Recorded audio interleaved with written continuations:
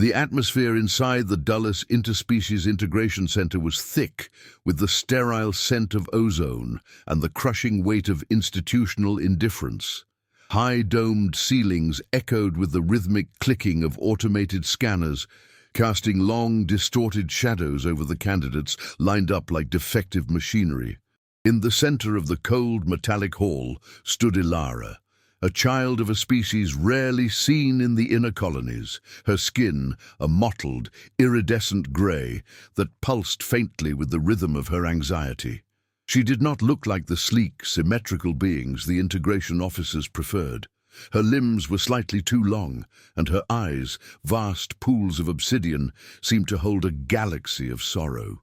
For the 7th time in 3 hours, her digital file was projected onto the massive crystalline screens, a glowing testament to her perceived failures. The lead assessor, a man whose soul seemed as parched as the Martian deserts, cleared his throat, his voice amplified by a collar mic that stripped away any hint of warmth. Subject 402 Alpha, 7th review. Genetic markers indicate a high probability of aesthetic nonconformity and sensory hypersensitivity, he announced, his fingers dancing across a holographic interface. He didn't look at Ilara. He looked at the data points that defined her existence in the eyes of the law. To the bureaucracy of 2085, she wasn't a child seeking refuge. She was a statistical anomaly that threatened the perceived harmony of the new American Integration Act. The word ugly wasn't spoken aloud yet, but it was written in the curled lips of the prospective guardians sitting in the observation gallery. Among those observers was Elias Vance, a man whose own coat was frayed at the edges, and whose eyes carried the permanent exhaustion of a father who had forgotten what a full night's sleep felt like. Elias sat with his 6-year-old daughter, Maya, who clutched a worn-out plush rabbit as if it were an oxygen tank. They were there as a formality, part of a program to find stable domestic environments for those impacted by the Great Collapse. But Elias felt like a ghost among the pristine citizens. He watched Ilara, noticing how she tucked her chin into her chest, her shoulders shaking with a tremor she was trying desperately to hide. He knew that tremor. He had seen it in the mirror every morning since his wife passed away, the silent vibration of a soul trying to hold itself together. The rejection came swiftly, a harsh red strobe light flashing across Ilara's file, as the 7th prospective family stood up and walked away without a backward glance. Visually distressing, the mother of that family whispered loudly enough for the acoustics of the room to carry the insult directly to the girl's oversized ears. She looks like a mistake, a biological glitch. How are we supposed to integrate that into a civilized neighborhood? The cruelty was casual, a byproduct of a society that had begun to value genetic purity over the messy, unpredictable nature of compassion. Ilara flinched, her skin darkening to a bruised violet hue, a physical manifestation of the shame being poured upon her. The chief integration officer stepped forward, his boots clicking sharply on the polished floor, signaling the end of the session. The consensus is unanimous. Subject 402 Alpha is deemed unfit for domestic integration due to extreme physiological deviations and lack of aesthetic compatibility, he declared, with the finality of a judge passing a death sentence. He signaled to the security droids, their metallic carapaces gleaming under the harsh fluorescent lights, to escort the girl toward the permanent isolation wing. In reality, isolation was a polite term for a warehouse where the unfit were kept until their biological clocks simply ran out of purpose. The room grew quiet, a vacuum of empathy where the only sound was the low hum of the facility's ventilation. Elias felt a cold knot tighten in his stomach as he watched the droids approach the trembling girl. He looked down at Maya, who was staring at Ilara with wide, questioning eyes, her small hand reaching out as if she could touch the distance between them. "Daddy, why is she crying in the dark?" Maya whispered, her voice a fragile needle piercing the silence of the hall. Elias didn't have a logical answer that wouldn't break his daughter's heart, because there was no logic in cruelty. He saw Ilara look up, her obsidian eyes catching the light for a brief second, and in that gaze he saw a reflection of every loss he had ever endured. The officials began to clear the holographic displays, already moving on to the next product in the queue. They treated Ilara as if she had already ceased to exist, a ghost in a machine that only valued the tangible and the beautiful. The girl didn't fight. She lowered her head, her long, slender fingers interlacing in a gesture of absolute surrender. She had been told 7 times that she was a monster, an alien in the most derogatory sense of the word, and she had finally started to believe it. The weight of her loneliness was so palpable, it seemed to dim the very lights in the room. Suddenly, the chair next to Maya screeched against the floor as Elias stood up, his tall frame cutting through the organized geometry of the room. He didn't look at the officers. He looked straight at the girl who was being ushered away by cold, robotic arms. The air in the room seemed to freeze, the bureaucrats pausing mid-sentence as they noticed the unauthorized movement from the observer section. Elias took a deep breath, the air tasting of metal and ancient dust, and felt a strange, terrifying clarity wash over him. He wasn't a man of status or wealth, but he knew the value of a life that everyone else had discarded. "Wait," Elias said, his voice cracking slightly before settling into a low, resonant tone that commanded the attention of the entire chamber. The lead assessor looked up, annoyed by the interruption of his schedule, his glasses sliding down the bridge of his nose. "Sir, the session for Subject 402 Alpha is concluded. Please remain seated for the next candidate," the official replied with practiced boredom. But Elias didn't sit back down. He stepped out of the row, his boots thudding softly on the carpeted stairs as he descended toward the floor. Every eye in the room, human and extraterrestrial alike, followed him as if he were a madman walking into a cage. He reached the barrier that separated the worthy from the rejected, and for the first time, Ilara looked at him, her iridescent skin flickering with a confused golden light. Elias didn't see a genetically undesirable creature. He saw a child who had been told she was nothing until she became a void. He saw the way the droid's sensors glowed red, ready to intervene if he crossed the legal line, but he didn't care about the protocols of a dying world. He looked at the chief officer, who was now standing with a defensive posture, his hand hovering over a security alarm. "Is there a law that prevents a citizen with a clean record from claiming an unselected candidate?" Elias asked, his eyes never leaving Ilara's. The officer blinked, taken aback by the question, his mind racing through the fine print of the Integration Act. "Technically, no, but the compatibility risks are astronomical, and your current socio-economic status barely qualifies you for a standard ward, let alone a high risk." The officer was cut off before he could finish his list of excuses. Elias didn't want to hear about risks. He had lived through the greatest risk of all, losing everything he loved, and he was still standing.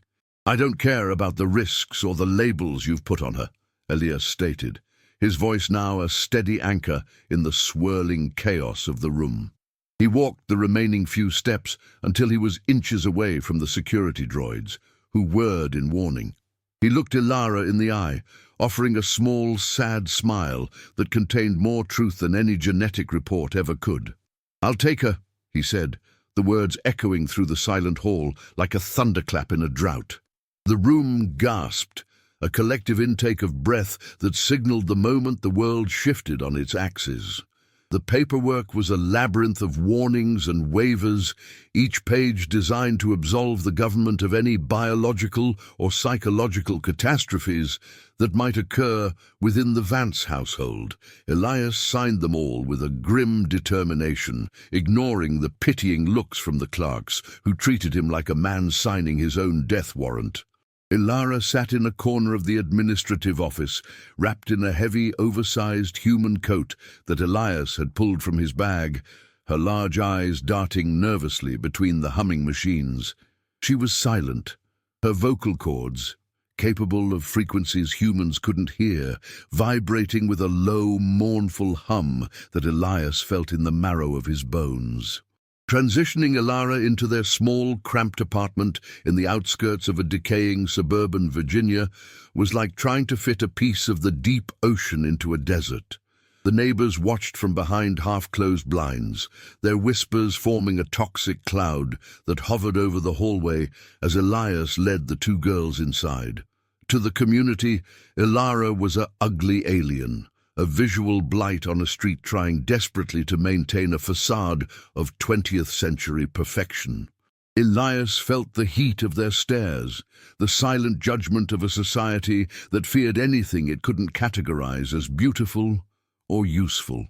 He locked the door, but he knew he couldn't lock out the world's prejudice.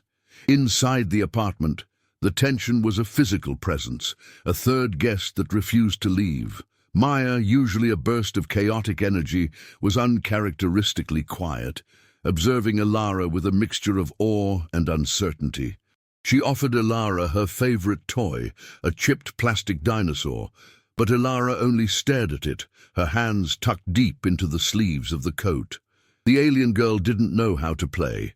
She only knew how to survive, and in her experience, any gesture from a stranger was usually followed by a stinging remark or a cold rejection.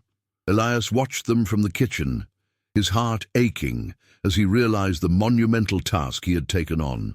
The first few nights were a symphony of night terrors and strange, bioluminescent outbursts. Ilara's skin would flare into a brilliant, blinding white whenever she fell asleep, her subconscious projecting her trauma onto the walls of the small bedroom she shared with Maya. Elias would wake up to find the hallway glowing like a supernova, the air vibrating with the sound of Ilara's silent screams. He would sit by her bed for hours, speaking softly about mundane things, the way the rain sounded on the roof, the smell of old books, the taste of a fresh apple, hoping his voice could act as a tether to pull her back from the abyss of her memories.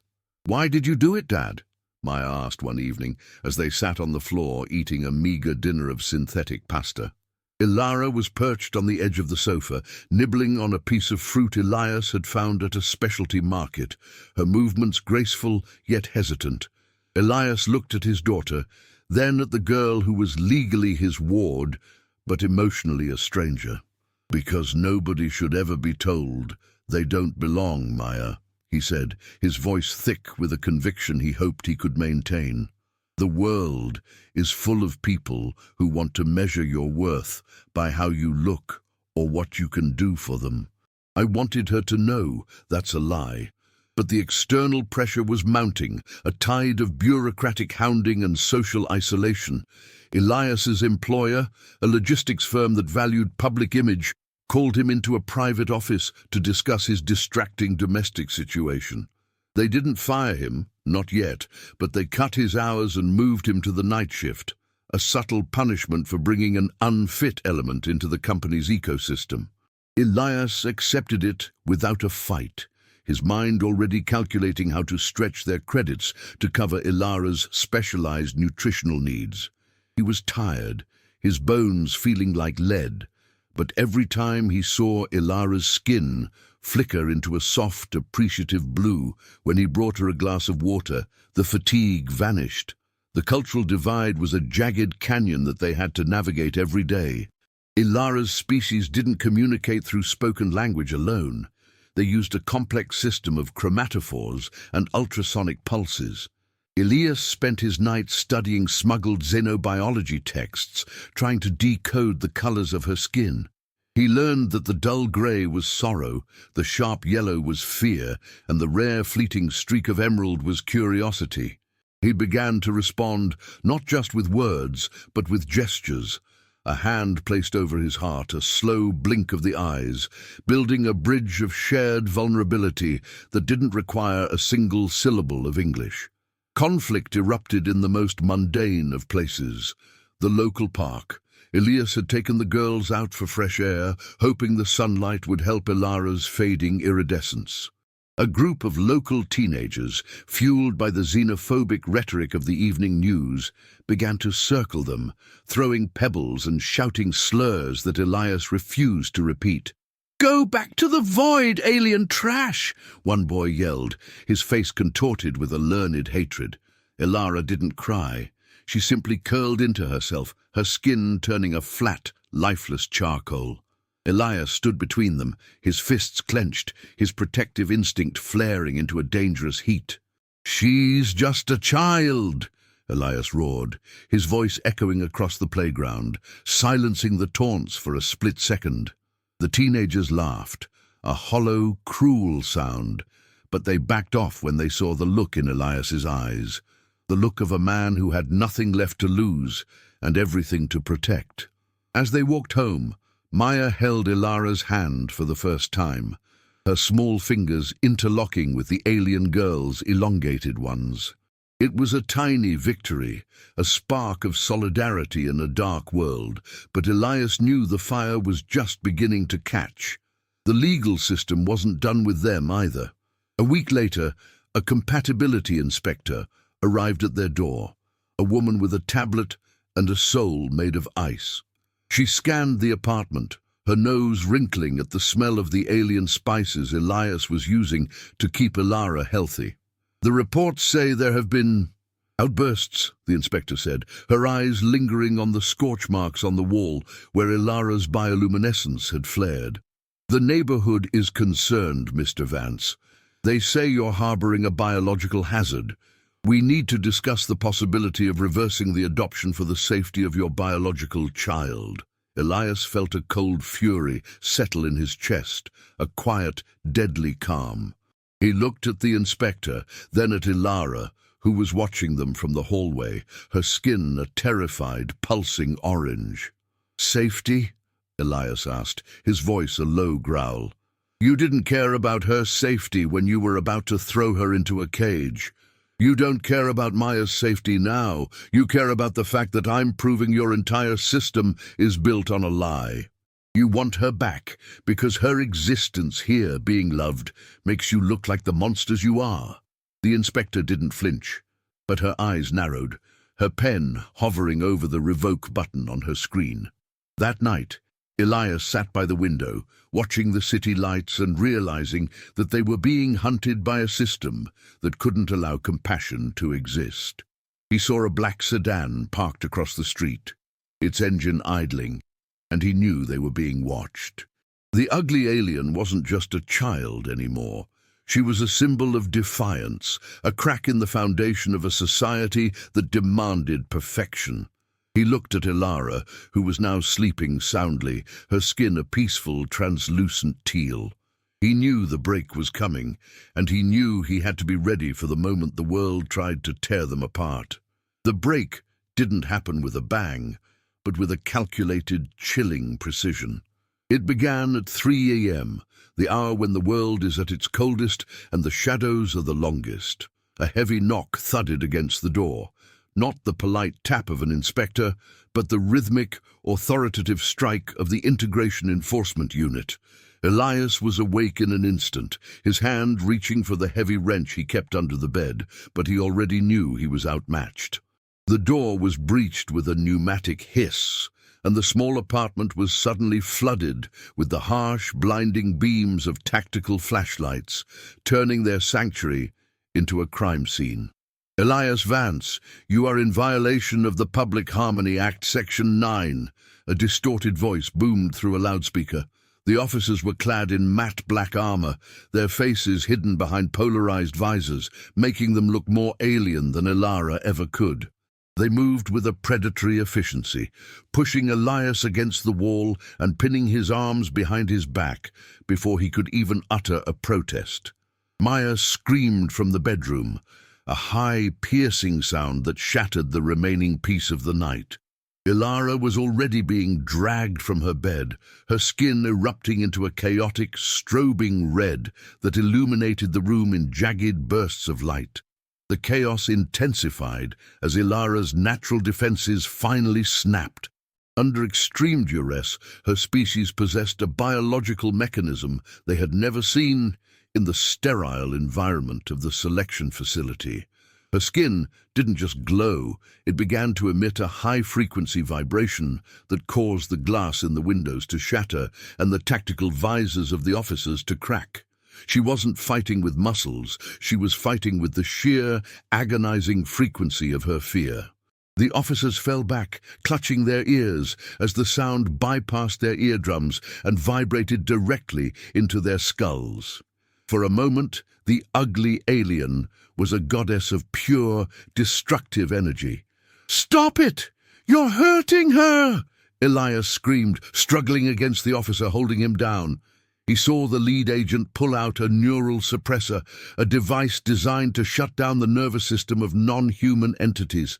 "She's a Class 4 biohazard," the agent yelled over the screeching vibration. "We have orders to neutralize the threat."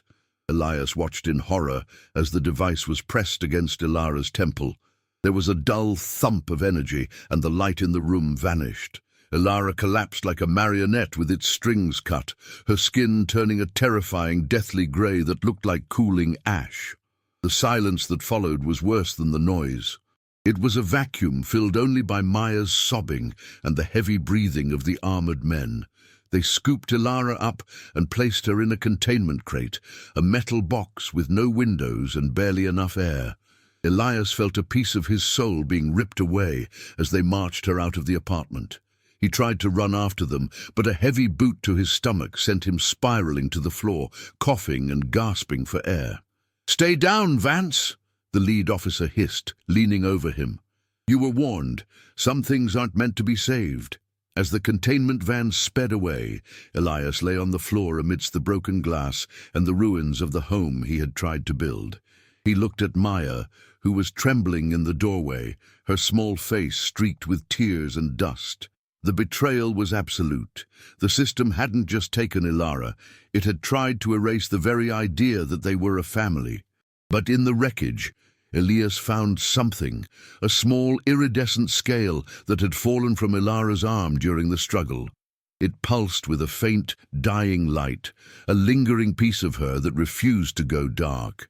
The revelation came shortly after dawn, delivered by a whistleblower who had worked at the selection facility. Elias, desperate and bleeding, had tracked the man down to a dingy bar in the lower sectors.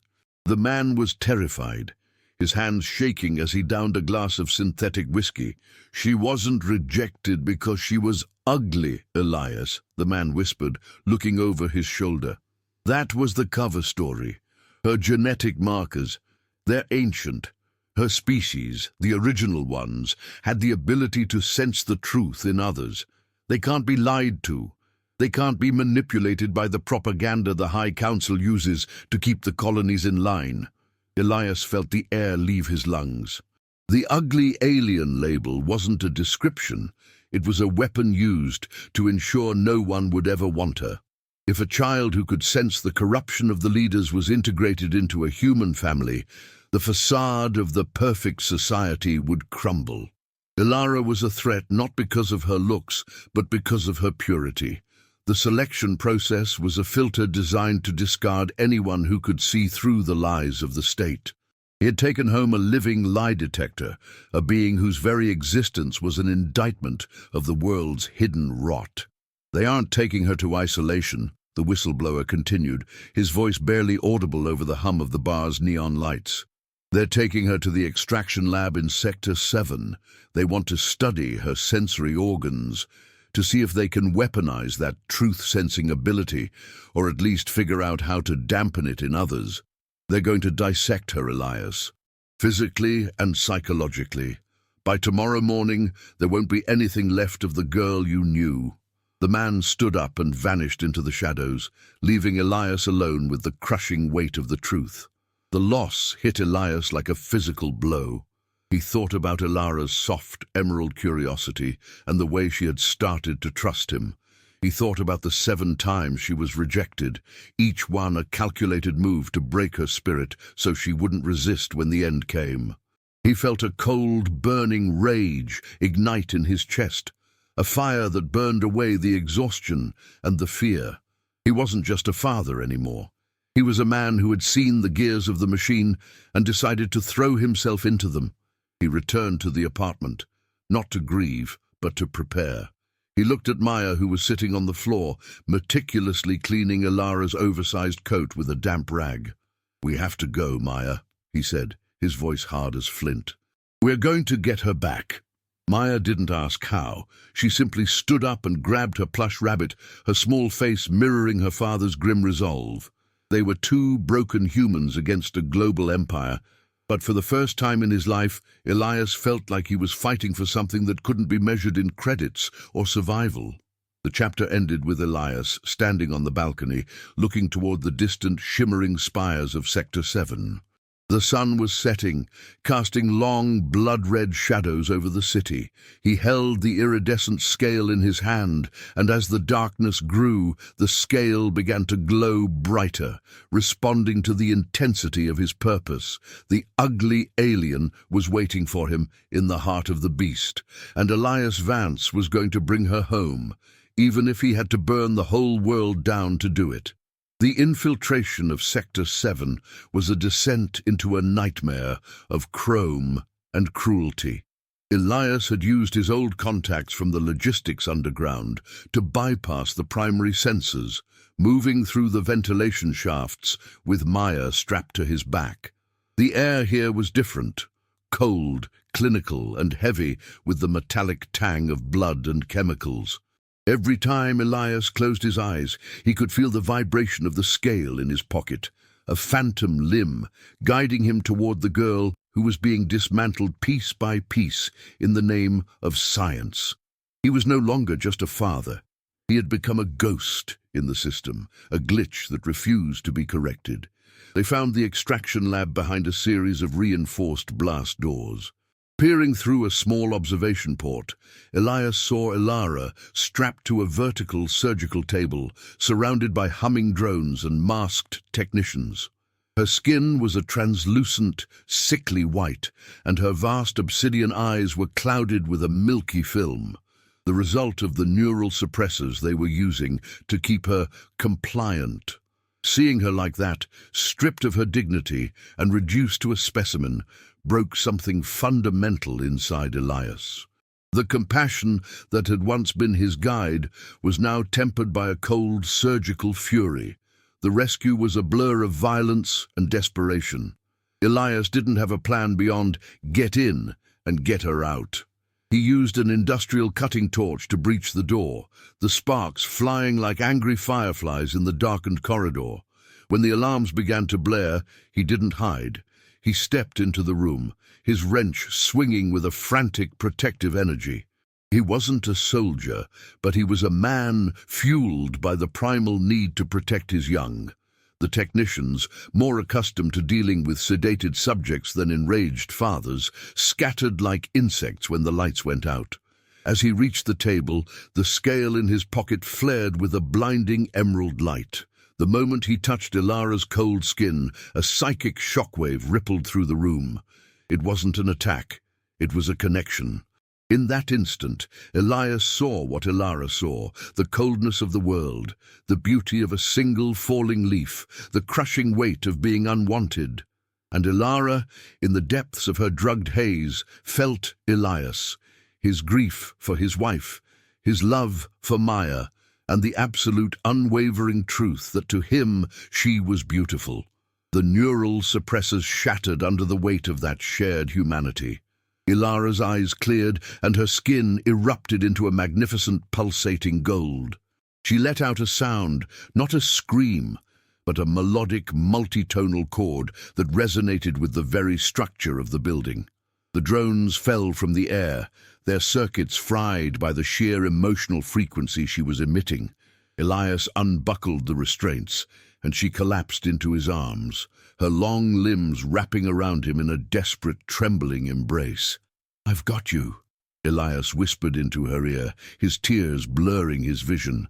"I've got you, and I'm never letting go again."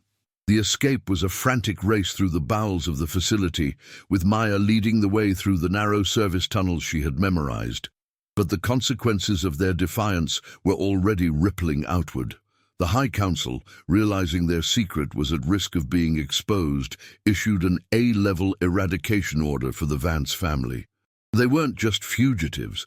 They were being labeled as terrorists who had stolen a dangerous biological weapon. The news networks began broadcasting Elias's face, painting him as a mentally unstable man who had put his own daughter in harm's way for a monster. By the time they reached the surface, the city was in a state of soft lockdown. Every street corner had a drone. Every public screen showed their faces. Elias took them to the only place he knew would be safe, the ruins of the old district, a sprawling labyrinth of collapsed skyscrapers and forgotten tunnels where the system's eyes couldn't reach. They huddled in the basement of an old library, the smell of rotting paper providing a strange sort of comfort. Ilara sat in the corner, her skin a low, steady blue, her eyes watching Elias with a new, profound depth of understanding. The psychological toll on Maya was becoming evident. She sat silently, her plush rabbit forgotten on the floor, her eyes darting toward every shadow. She had seen the world try to kill her family, and the innocence she had carried was replaced by a sharp, jagged edge of survival. Elias watched her, realizing that in saving Ilara, he had thrust Maya into a war she wasn't prepared for. The guilt gnawed at him, a silent predator in the dark. Had he traded one child's peace for another's life? The question haunted the silence of their sanctuary, but Ilara noticed. She crawled over to Maya, her iridescent skin softening into a warm, comforting pink, a color Elias hadn't seen before. She didn't use words. She simply placed her hand on Maya's forehead. A soft hum vibrated through the air, and for the first time in days, Maya's shoulders relaxed. Her breathing slowed, and she leaned into Ilara, closing her eyes. It was a moment of profound transformation. The ugly alien was no longer a ward being protected, but a sister offering the very peace the world had tried to steal from her. The external world was changing too. The selection system was beginning to glitch. Because Ilara had tapped into the facility's mainframe during her outburst, a truth virus, a fragment of her own sensory consciousness, was spreading through the colonial networks. People were starting to see things as they really were. The propaganda looked like grey ash. The perfect leaders looked like hollow shells. The ugly alien had planted a seed of perception in the mind of a society that had been blind for decades. The consequences were no longer just personal, they were global. As the night deepened, Elias sat by the entrance of the basement, his wrench across his knees. He looked at the two girls sleeping together, their breathing synchronized in the dark. He knew that the system would find them eventually. He knew that the fight wasn't over. But as he looked at Ilara, whose skin was now a brilliant, defiant gold even in sleep, he realized that they had already won the most important battle. They had proven that worth isn't something granted by a committee, it's something recognized by a heart. The chapter ended with the sound of distant sirens and the low hum of approaching aircraft. The world was coming for them, but Elias Vance wasn't afraid anymore. He looked at the iridescent scale, which was now glowing with a steady, unyielding light. He realized that Ilara wasn't an alien anymore. She was the most human thing he had ever known. And as the first searchlight swept across the ruins, Elias stood up, ready to face the consequences of the single most beautiful choice he had ever made. The final confrontation took place on the roof of the library. Under a blood moon that seemed to watch the proceedings with a cold, celestial eye, Elias stood at the edge, the wind whipping his hair, with Ilara and Maya behind him. Below, the street was a sea of black-armored soldiers and hovering gunships, their searchlights creating a dizzying web of white light. The chief integration officer stepped out of a command vehicle, his voice projected through a massive sound system that shook the very foundation of the building.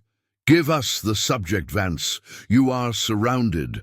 There is no escape for a man who chooses a monster over his own kind."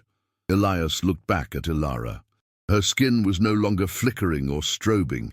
It was a solid, radiant emerald, the color of a forest after a long rain. She stepped forward, her hand finding Elias's. She didn't look like a victim anymore. She looked like a catalyst. "I'm not a monster," she said, her voice finally breaking the silence, not in English but in a frequency that every person in the street below felt in their chest. It was a sound of pure, unadulterated truth. "I am a daughter, and I am loved." The truth virus Ilara had released reached its tipping point. As the soldiers leveled their weapons, the holographic displays on their visors began to flicker and die. They weren't seeing a Class 4 biohazard through their lenses anymore. They were seeing a girl. They were seeing the man who had stood up for her. They were seeing the child who called her sister. One by one, the red targeting lasers began to wink out. The soldiers, conditioned for years to follow orders, found themselves paralyzed by the sudden, overwhelming sensation of empathy, Ilara's gift to a world that had forgotten how to feel. The chief officer screamed for them to fire, his face contorted in a mask of desperate, fading power. But no one pulled the trigger. The silence that followed was the loudest thing Elias had ever heard. It was the sound of a system breaking, not through force, but through the simple, impossible weight of human connection. The soldiers began to lower their rifles, looking at each other with confusion and a dawning sense of shame.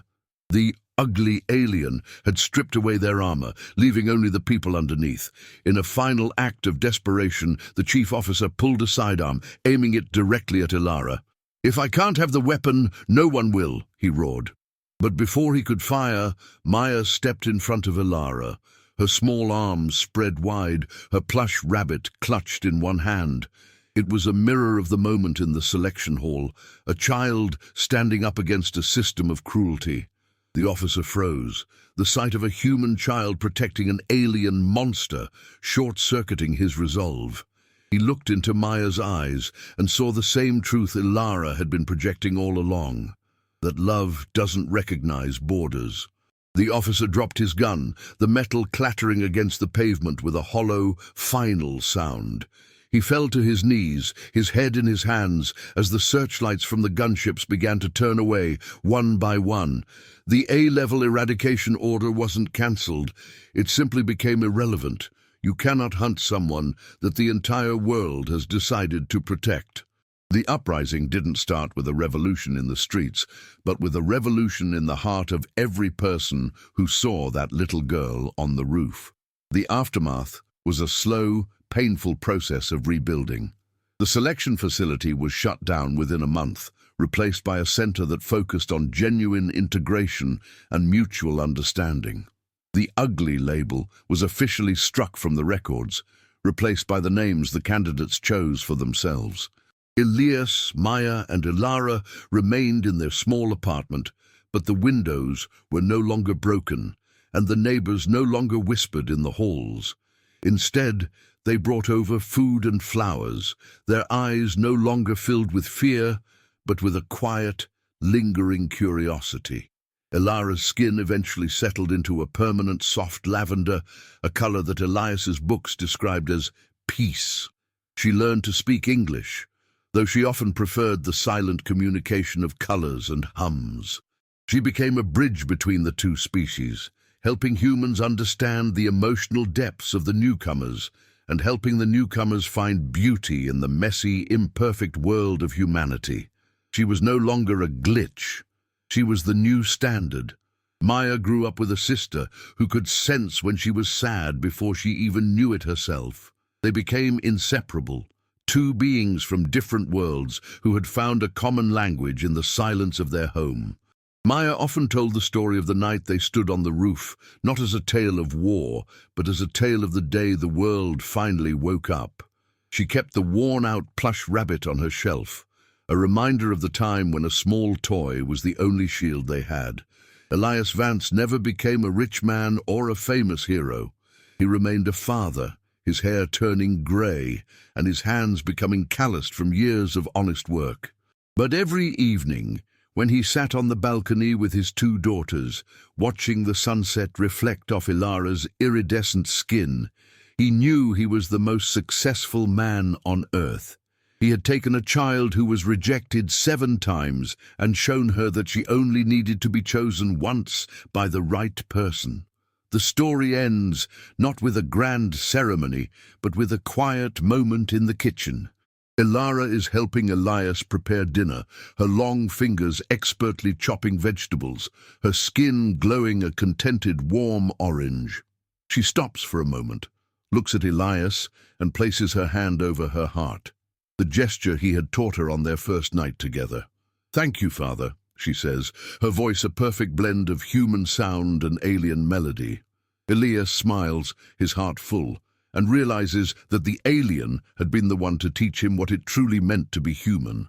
The final shot of the story is of the apartment window, glowing with a soft, multicolored light against the backdrop of a peaceful city. The ugly alien was gone, replaced by a daughter, a sister, and a symbol of a future where no one is ever left behind. The choice Elias made that day in the cold hall had echoed through the stars, proving that love is the only frequency that can truly change the universe.